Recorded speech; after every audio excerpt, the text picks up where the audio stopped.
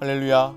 가정에서 그리고 직장으로 출근하며 하루를 시작하는 우리 모든 성도들께 하나님의 은혜와 평강의 축복이 함께 하시길 기도합니다. 오늘 하루 우리의 삶을 인도하실 하나님의 은혜를 기대하며 주시는 말씀 앞에 하나님을 향한 소망의 복음을 붙드시는 성도님들 되시기 바랍니다. 4월 29일 말씀으로 여는 아침 시작하겠습니다. 오늘 우리에게 주신 하나님의 말씀 출애굽기 10장 21절에서 29절 말씀입니다. 여호와께서 모세에게 이르시되 하늘을 향하여 내 손을 내밀어 애굽 땅 위에 흑암이 있게 하라. 곧 더듬을 만한 흑암이라.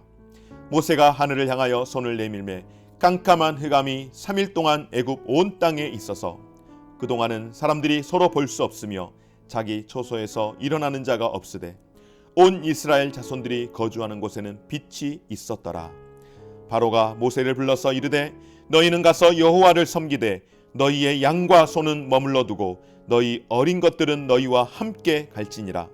모세가 이르되 왕이라도 우리 하나님 여호와께 드릴 제사와 번제물을 우리에게 주어야 하겠고 우리의 가축도 우리와 함께 가고 한 마리도 남길 수 없으니 이는 우리가 그 중에서 가져다가 우리 하나님 여호와를 섬길 것이며 또 우리가 거기에 이르기까지는 어떤 것으로도 여호와를 섬길는지 알지 못함이니이다 하나 여호와께서 바로의 마음을 완악하게 하셨으므로 그들 보내기를 기뻐하지 아니하고 바로가 모세에게 이르되 너는 나를 떠나가고 스스로 삼가 다시 내 얼굴을 보지 말라.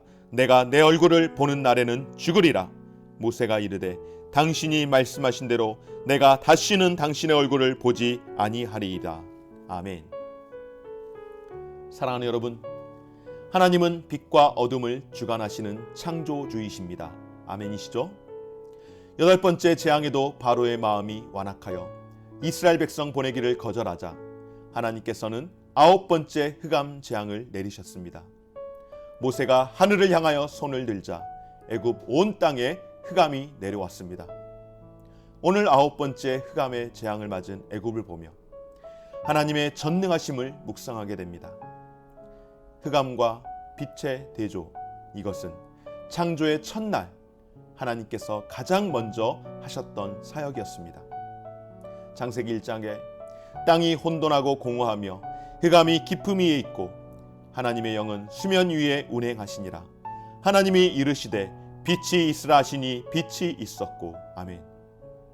하나님은 창조 사역을 하시면서 제일 먼저 혼돈하고 공허하며 무질서한 세상에 가장 먼저 어둠을 물리치시고 빛을 창조하신 하나님이십니다. 오늘 애굽 땅에 빛을 주관하심으로 그 손을 통하여 더듬을 만한 흑암을 내리신 것은 흑암 가운데 있는 택하신 백성들을 통하여 새 창조를 다시금 이루기 위해 하나님의 섭리를 보게 하신 것인 줄 믿습니다. 이 당시 애굽 사람들에게 있어서 최고의 신은 바로 태양신입니다. 그들이 수많은 신들을 섬기고 우상을 세우지만은 그들이 뭐니 해도 가장 최고의 신은 태양신으로 알고 섬기고 있었습니다. 그리고 애굽 사람들은 태양신을 섬기며 그 태양신의 정점을 누구로 두고 있는가? 바로 애굽의 왕 바로를 태양신의 아들이라고 믿고 따랐습니다. 바로 역시 자기가 태양신이라고 태양신의 아들이라고 그렇게 이야기하지 않았습니까? 따라서 하나님께서 태양을 가리시고 애굽에 흑암을 내리셨다는 것은 애굽 사람들이 신이라 여기는 우상을 완전히 무력하게 하시고 뿐만 아니라 바로에게 네가 신이 아니라 네가 태양신이 아니라 바로 내가 전능하신 하나님이라는 것, 내가 온 우주 가운데에 가장 뛰어난 신이라는 것을 나타내 보이신 줄 믿습니다. 사랑하는 여러분, 우리는 하나님께서 빛을 창조하실 뿐만 아니라 창조 사역을 통하여 태양과 달과 별을 비롯한 우주 모든 만물을 하나님께서 창조하셨음을 믿고 알고 있습니다. 그러나 태양신이라 믿었던 애굽 사람들 어떨까요? 애굽 사람으로 묘사되는 하나님을 거부하는 알지 못하는 많은 사람들은 어떨까요? 세상의 많은 사람들, 하나님이 아닌 세상의 여러 가지의 형상들을 자기의 신으로 만들어 놓고 그 우상 앞에 경배합니다. 예배하고 있습니다. 그러나 여러분, 인간의 모든 경배와 찬양을 받으실 분은 오직 하나님 한 분밖에 없는 줄 믿습니다. 그런데 여러분, 애굽 사람들이 흑암의 재앙으로 고통할 때 애굽인이 사는 곳 외에 흑암의 재앙이 미치지 않는 곳이 있었습니다. 어디일까요? 바로 이스라엘 백성들이 거주하는 고센 땅입니다. 그동안은 사람들이 서로 볼 수 없었으며 자기 처소에서 일어나는 자가 없으되 온 이스라엘 자손들이 거주하는 곳에는 빛이 있었더라. 할렐루야. 여전히 그곳에는 밝은 빛이 비추고 있었습니다. 애굽 사람들이 신으로 섬기던 태양은 사흘 동안 아무런 힘을 쓰지 못합니다. 흑암 재앙으로 인하여 애굽 전역의 삶이 올스톱되었습니다. 여러분, 우리 마음에 어두움이 찾아오면 느끼는 것이 무엇일까요? 바로 두려움입니다. 바로 공포입니다. 그런데 그 어두움이 내게만 지속된다면 어떨까요? 저주를 받았다고 생각합니다. 바보가 아닌 이상 이제는 애굽의 모든 사람들이 하나님을 확실하게 알게 되고 그 존재를 인정하게 되지 않았겠습니까?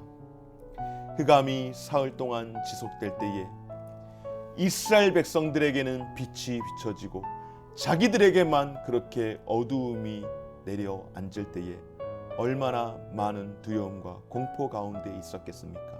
이와 같이 흑암이 지속될 때 두려움에 사로잡힌 이스라엘 백성뿐만 아니라 바로가 다급하게 모세를 불렀습니다. 너희는 가서 여호와를 섬기되 너희 양과 소는 머물러 두고 너희 어린 것들은 너희와 함께 갈지니라.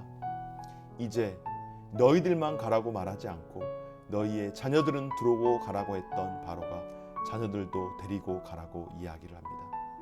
그런데 여러분, 얼마나 어리석고 또 얼마나 악한 바로인지를 보게 합니다. 여전히 악하고 여전히 어리석고 여전히 그 완악함을 말로 다 표현할 수 없습니다. 바로의 모습을 통해 교활하고 타협하는 이 완악한 바로를, 그 바로의 말로를 보게 합니다. 바로가 내놓은 타협안 무엇입니까 여러분? 가축을 두고 가면 떠나도 좋다라는 타협안을 제시합니다. 여러분, 바로의 이러한 계획은 하나님의 구원 계획을 무효하려고 하는 사탄의 그 간악한 계략인 것을 보이지 않습니까? 여러분, 사탄이 결코 어리석고 멍청하지 않습니다. 정말로 교활하고 간교합니다. 그리고 언제까지 교활하고 간교할까요? 끝까지, 그가 망할 그때까지 교활하고 간교합니다. 우리는 이런 사탄의 지배하는 그 시대 가운데에 살아가고 있습니다. 더욱더 깨어있지 않으면, 우리가 한순간 깨어있지 않으면 이 사탄의 교활함 가운데에 우리가 무너지고 맙니다. 그래서 깨어있지 않으면 안 될 줄 믿습니다. 여러분, 깨어있기 바랍니다. 지혜로운 5 처녀와 같이 항상 깨어있는 저와 여러분들 되어지시기를 주의 이름으로 축원합니다. 여러분, 제사를 위해 필요한 것이 무엇입니까? 제물 아니겠습니까? 이삭이 모리아산에 오르면서 아브라함에게 제일 먼저 물었던 것이 무엇입니까? 바로 제물입니다. 아버지, 나무와 불과 칼, 모든 것이 다 있는데 제물은 어디 있습니까? 그러므로 하나님께 제사를 하는데 가축을 두고 떠나라고 하는 것은 출애굽의 목적과도 맞지 않습니다. 그런데 바로가 그렇게 제안한 것입니다.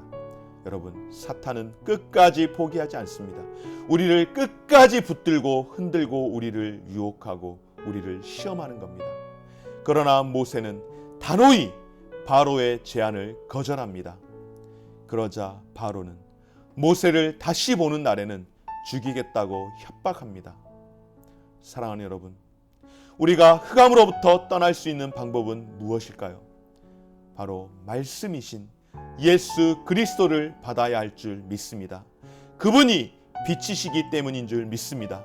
그래서 말씀을 붙들면 흑암 중에서라도 길이 열리고 새롭게 변화될 수 있습니다. 그러므로 말씀을 가까이 하시기 바랍니다. 함께 모여 예배하고 기도하는 것이 너무나도 중요하지만 스스로 말씀 읽고 기도함으로 신앙의 자가 면역력을 키워낼 수 있는 시간이 되시기를 주의 이름으로 축원합니다. 그리고 그렇게 살아갈 때에 흑암 중에도 희망의 빛을 보게 될 줄 믿습니다. 또한 사탄은 우리를 시험하고 유혹합니다. 어떻게 해요? 일부만 양보하라고. 그러나 여러분, 세상의 타협 안에 넘어가지 말아야 합니다. 세상이 원하는 것은 하나님을 섬기지 말라는 것이 아니라 1%만 자신에게 달라고 유혹합니다. 그러나 그 1%가 결국 우리 신앙의 전부를 가져가는 것인 줄 믿습니다. 코로나 시대에 정말로 우리가 이 선상에서 늘 고민하고 고뇌하고 기도하고 있습니다. 정부에서 제안하는 이 여러 가지 방역 수칙들을 생각할 때에 때로는 내가 넘어가는 것은 아닌가, 내가 타협하는 것은 아닌가, 그런 고민들을 많이 하게 됩니다. 여러분, 이와 같은 고민이 우리에게 있어서 합리화하는 그런 어리석음이 되지 않도록 늘 우리가 깨어서 기도하며 하나님 앞에서 언제까지입니까? 하나님, 언제 우리가 회복할 수 있습니까? 하나님, 우리에게 회복의 은혜를 주옵소서라고 기도할 수 있는 저와 여러분 되어지시기를 주의 이름으로 축원합니다. 사랑하는 여러분, 하나님은 우리에게 99%의 순종이 아니라 100%의 온전한 순종을 원하시는 줄 믿습니다. 사랑하는 여러분, 지금 코로나의 어두운 시대를 살아가고 있습니다. 그러나 지금 우리가 살아가는 이 시대는 동굴 속이 아닌 터널을 지나가는 중인 줄 믿습니다. 터널은 분명히 끝이 있습니다. 이와 같이 흑암의 터널 속에서 우리의 신앙 회복을 위한 자가 면역력을 말씀과 기도로 키워내시기 바랍니다. 여러분, 코로나에서 이길 수 있는 방법이 무엇입니까? 백신을 통하여 자가 면역력을 우리가 키워내는 것 아니겠습니까? 여러분, 신앙의 코로나 가운데에서 우리가 이길 수 있는 것은 자가 면역력을, 영적 자가 면역력을 키워내는 것인 줄 믿습니다. 말씀과 기도로 키워내시고 세상과 타협이 아닌 하나님께 온전히 순종함으로 흑암 가운데서도 빛을 주시는 새 창조의 은혜를 받고 살아갈 수 있는 저와 우리 모든 성도님들 되어지시기를 주의 이름으로 축원합니다. 기도하겠습니다. 하나님, 사단의 시험 가운데에, 이 흑암 가운데에 떠나갈 수 있는 방법은 빛 대신 예수 그리스도, 말씀으로 오신 예수 그리스도인 줄 믿습니다. 아버지 하나님, 어려운 시기 가운데에 하나님의 말씀 앞에 다시 한번 설 수 있게 하여 주시고, 사단은 우리에게 전부 양보하라고 이야기하지 않습니다. 다만 1%만 내게 달라고 이야기합니다.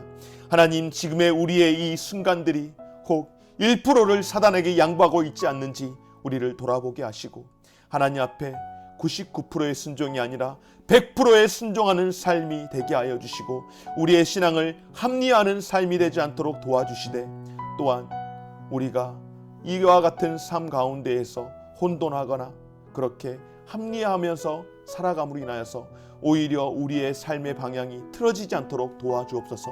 주님, 지금의 이 시대는 코로나의 어두운 시대입니다.